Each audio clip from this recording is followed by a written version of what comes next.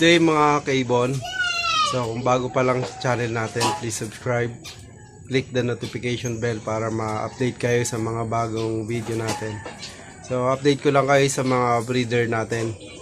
So nakaraan nagpisa yung isang white-eared brown dove natin. Tapos yung red-collared dove ay hindi nakapagpapisa. Pero good news, yung red collared ay may itlog na check ko kagabi. So may itlog na naman siya ngayon. Yung white or brown dove natin, isa lang yung egg shell na nakita natin sa baba. So malamang isa lang talaga yung napisa doon. So at least merong napisa doon sa breeder 1 natin.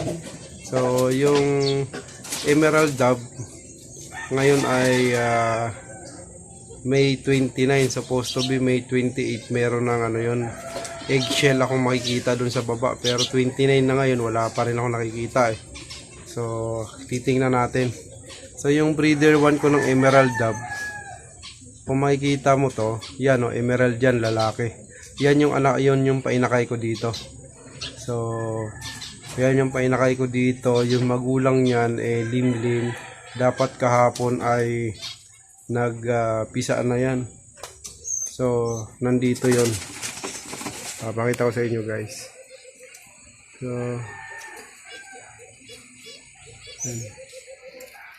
So yan dyan. So tingnan natin kasi kahapon pa dapat at may shell ako makikita. Dalawa lang ang pwedeng mangyari dyan. It's either hindi napisa yung itlog or napisa naman yan pero kinain ng mga magulang yung mga shell, kasi minsan kinakain nila yung shell So let's go, tingnan natin kung anong nangyari.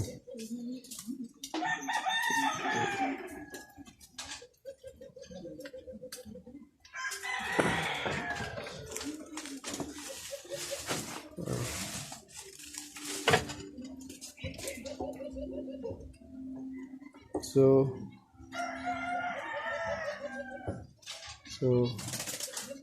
ayan siya guys yan, nandyan.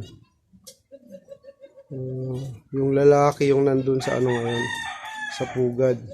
So check natin kung ano nangyari, bakit ito yung babae. So pag tingnan mo dito sa baba, wala kasi makikitang shell na nahulog. Yun yung isang kasi kadalasan makikita mo sa baba yung mga shell. So yan, check natin. Yan, tingnan natin. Tanggalin ko lang tong ko, hinaharang ko para yan, emerald dove ito.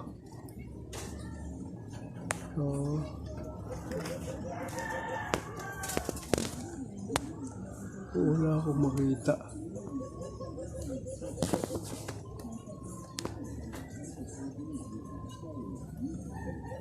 Wala makita guys Wala tayong makita. Kung meron nga kabila.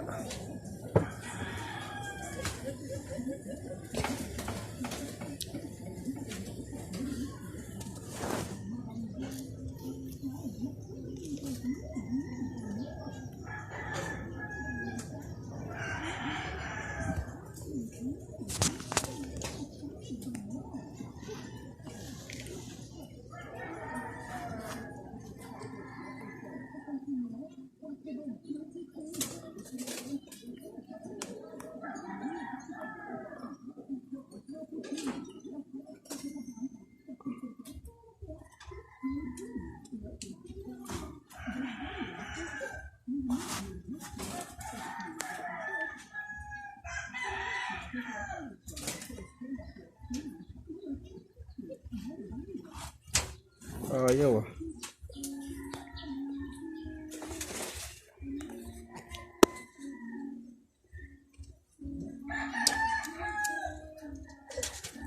Tingnan natin sa loob.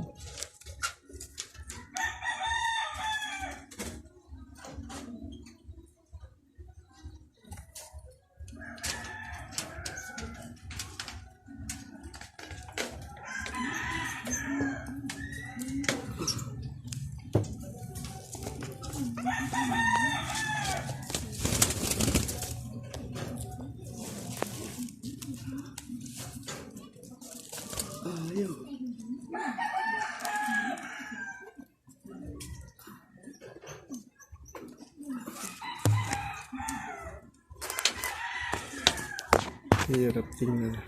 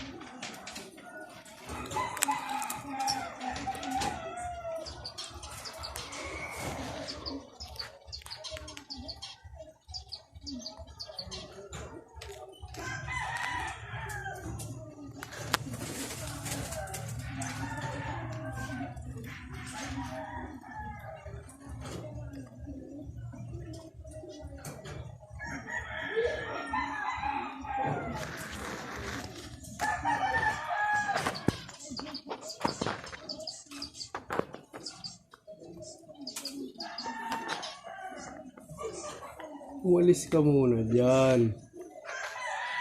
Unti lang.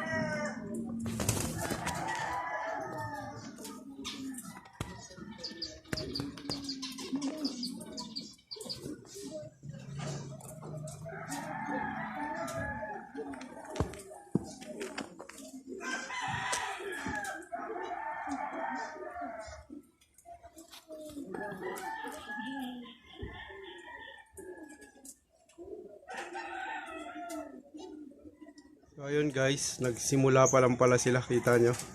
Simula pa lang pala sila